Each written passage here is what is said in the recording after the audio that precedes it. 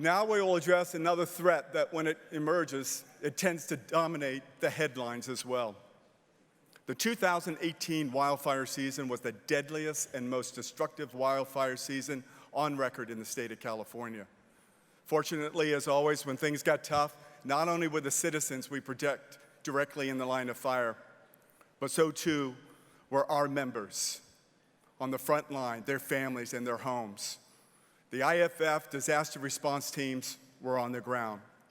Our next speaker is no exception. Tim Aboudara is the president of Santa Rosa Firefighters Local 1401 and a member of the IFF Disaster Relief Task Force GO team. Before Tim comes to the stage, please turn your attention to the video screens.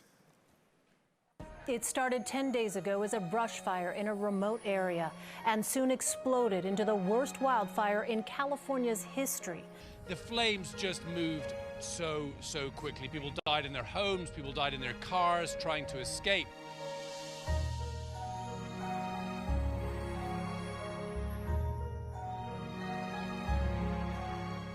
What we're looking at right here is what's called the Woolsey Canyon. Now, this fire started right around 2:40 this afternoon in the old Rocketdyne area. Their biggest priority right now is on making sure they keep people safe, trying to protect the property, and trying to get these fires out. Big problem firefighters are having here, even when they think they have this under control. Embers fall on another house, blown in by these strong winds, start another fire. With these high winds, it's really hard with the ember cast that's happened. It's really hard for us to save some of these homes. Rain is expected Wednesday in Northern California, bringing relief, but also the potential for mudslides, which will complicate the job of finding victims of the Camp Fire. At least 77 were killed by that fire. Nearly 1,000 are still unaccounted for. With precious hours of favorable weather before the return of strong winds, today was a race against the clock. It's very steep, it's very inaccessible, it's full of fuel.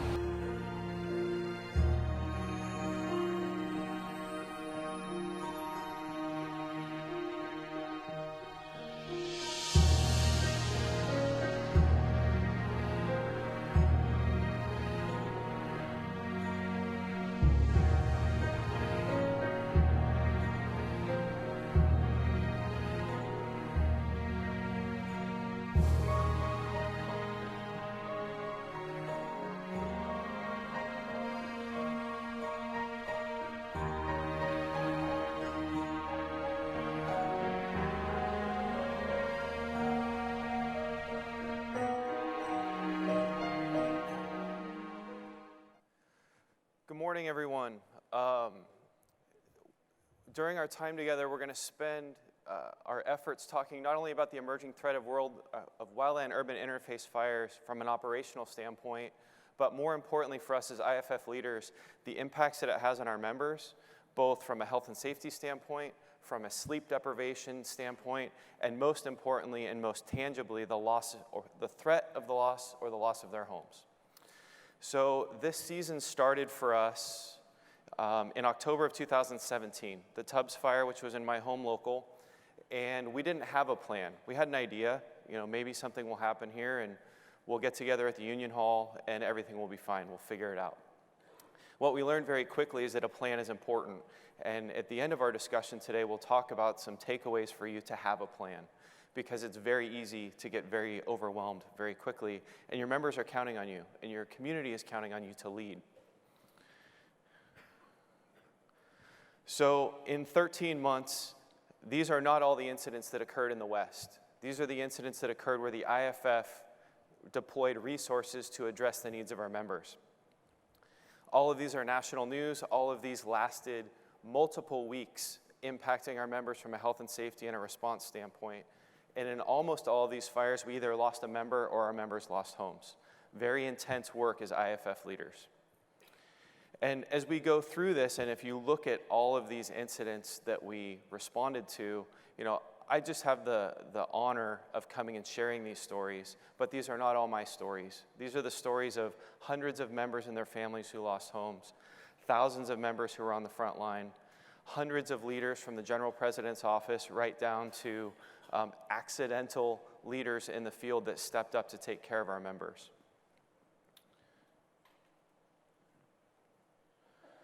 So if you add up all of those incidents that we responded to as an IAFF, where our members were profoundly affected, nearly 900,000 acres.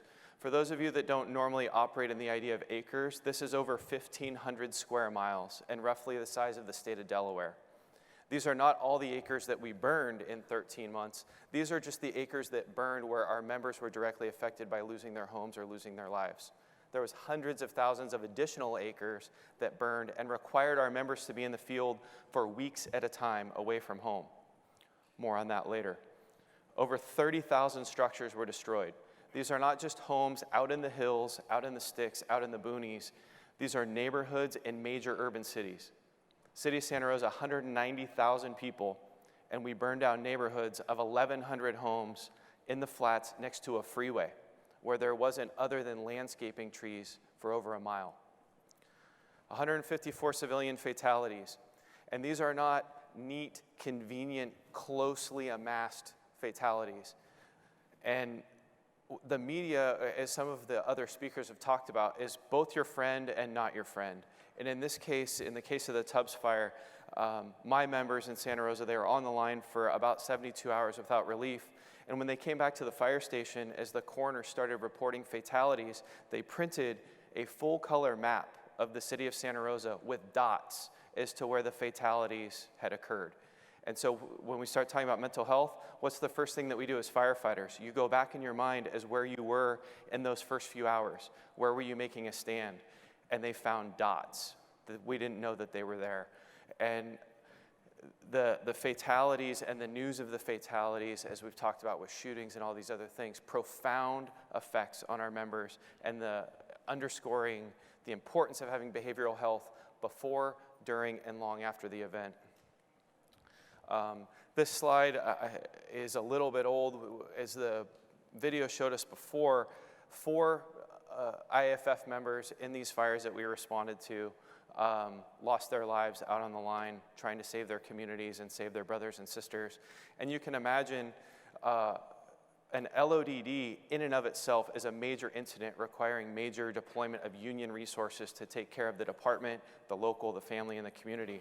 When you add that on top of an incident where double-digit homes of members have been lost, where entire communities have been lost, you have an incident within an incident, a problem on top of a problem, further underscoring needing to have a plan and being ready to lead, and the rest of your board and your members in your department being ready to lead your local and your department through that, so that you come out on the other side not just okay, but better than you were before.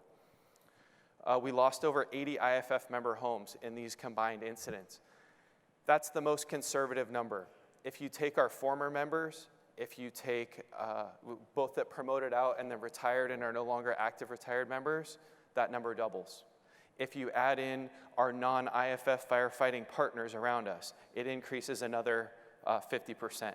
If you add in law enforcement in all of these incidents and EMS, we're over 500 public safety members' homes that were lost. Many, if not all of them, on the line responding to these emergencies even after they knew their homes were lost. For our membership as a whole, all 317,000 members of the International that respond to incidents like this, these are no longer grass fires. These are huge structure fires burning for days with smoke plumes. In the case of the campfire, the Paradise Fire, which we'll get to in a minute, the smoke plume extended from the northeast corner of the state to the San Francisco Bay Area. Half the state of California was under the plume from this gigantic structure fire. It's where you eat, it's where you sleep, it's where you're working. The exposure risks are very, very real. And as a local and as a department and as a union, we need to be prepared to respond to that with testing, with decontamination, and with follow-up monitoring.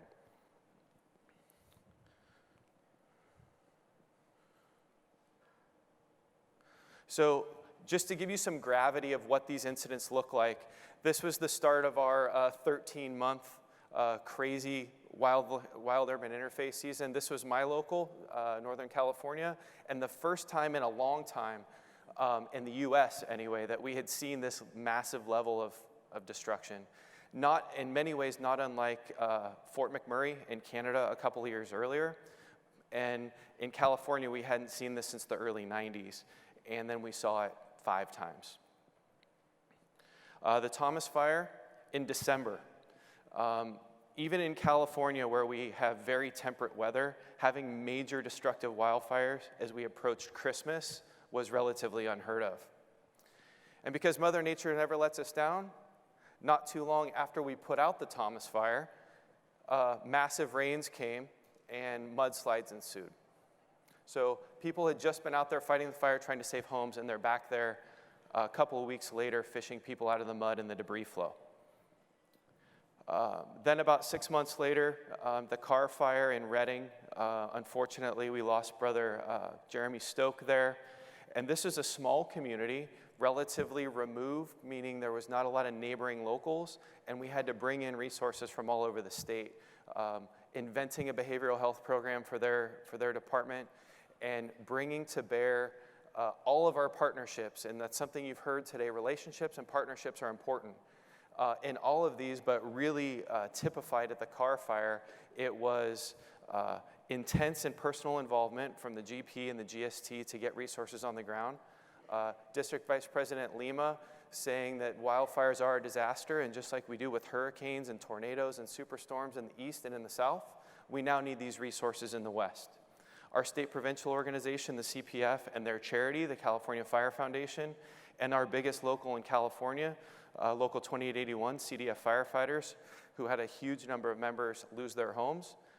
We all came together in a single place and coordinated our efforts, which related in or returned multiplied results for our members. So they could get disaster relief from the international, they could get disaster relief from the state, we could coordinate charitable donations coming in, we could provide peer support with peer supporters that we brought in from all over the West.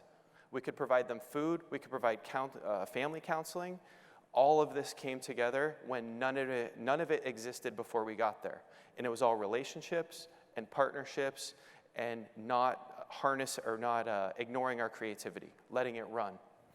Many times on the phone with the boss, hey, what's our budget here? What's our plan? Whatever it takes. We lost a member and our members lost their homes and they're still on the line. Do whatever it takes. And as leaders, that's the charge that you're going home with. Not just in all the other work that you do, but when this happens, you have to do whatever it takes because your members need you and your community needs you. And again, you overlay a line of duty death on top of that in the early hours of this hitting, a city, incident within an incident.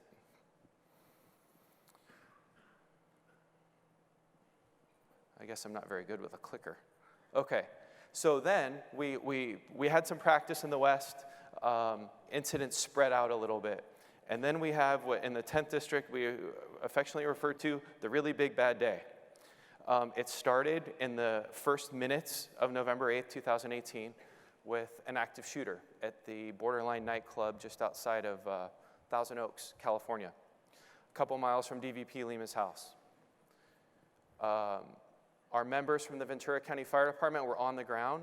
The LA County Fire Department had to respond in with a strike team of EMS, so our members are affected. They're engaged, and it happened here. Less than 6 hours later, we get news that a fire had started in the hills above a small town in Northern California called Paradise, and it was bearing down. And another 6 hours later, only miles from where the Borderline shooting had happened, the Woolsey fire kicks off in the hills above Camarillo and Malibu. So let's take a look at those incidents here. So the Borderline nightclub, unfortunately familiar images. Our members respond. There was a law enforcement line of duty death there that our members helped address. And before the sun came up in Thousand Oaks, the local 1364 folks, DVP Lima, already had an operation in progress to take care of our members. And they needed help. Why? Because in a lot of these incidents, you will see the peer supporters were engaged. They were part of the incident. We need help. As that's going on about 600 miles away, the fire is bearing down on the town of Paradise. Initial warning, and we got this initial warning from then Dr. Lori's shop, now Jim Brinkley's shop. Our folks in the GIS plotted all of our membership data over the footprint of where that fire was and where it was heading. And we thought that we had over 100 IAFF, active IAFF, people that were on the line, potentially in the path of that fire. And in Chico, a smaller town, they didn't have a union hall. So the first thing that we have to address as we're going to help our members is, where are we going to go? If we had to operate out of the back of a pickup truck, we would have. And thankfully, because of the work at 2881 and Chico, we were able to find a place and set up shop, just like we did for the car fire, where we could bring to bear all those resources in a synergistic way. In all, 53 active IAFF members lost their homes in Paradise. A town of 30,000 people wiped off the map. And for those of you that are familiar with disaster response from an earthquake or a hurricane or a tornado perspective, not to say that this is worse, it's just different. There are no carpets to pull out, there's no wet drywall to cut, there is no personal effects to try and recover. It's just gone. As you can see in these pictures, it's cement and nails. That's what's left. And then the Woolsey fire, which impacted some of the most notorious and exclusive zip codes in the United States, Malibu and the areas around it. This is happening at the same time. So the state of California, from a union resources standpoint and from a fire response resources standpoint, is completely taxed. And like I said, our troops have been on the road, in some cases for weeks, living under these plumes. It's kind of a perfect storm of bad things happening, and really a need for us to step up and lead for our members. So the common themes, we've hit on a lot of these, I wanted to put them up for you to look at, is things happen, and they tend to happen in groups, and they don't happen when we're well rested, we're prepared, we have people in the right place. They happen when the system is already strained. We know that this massive devastation pulling into a place where a neighborhood used to be and it's gone, where there are multiple fatalities, where we were not able to accomplish our mission of stopping the fire from reaching our community. Even though there was nothing we could do about it, these all have profound behavioral and emotional effects on our members that we need to start addressing before they happen, but if we haven't, we need to address them when they are happening.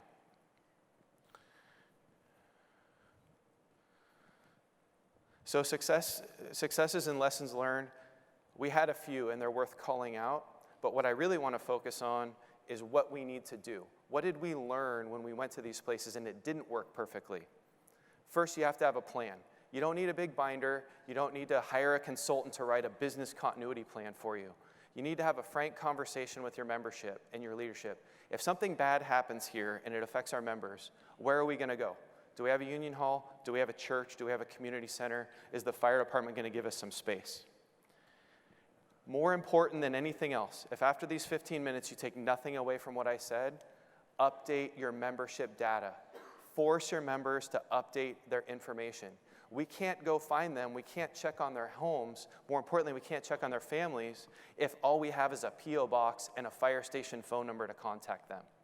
If you haven't integrated the SMART platform into your local, do it. It is the easiest way for us to all collaborate and all work together to find your members.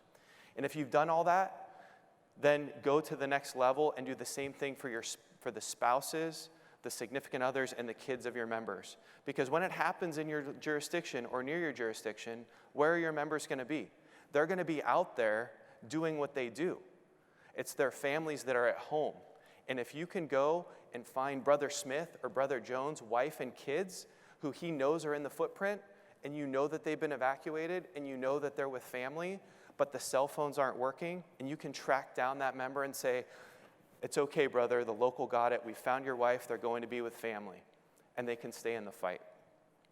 But your membership data and having a plan are the two most important things. So like all the other speakers, we could go on for hours about this. My contact information is on my speaker card in the Frontline app.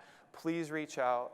Please, if you have something happen in your jurisdiction, get with your DVP, get with your DFSRs quickly, and get us coming to help. So thank you, General President, for the time. Safe travels.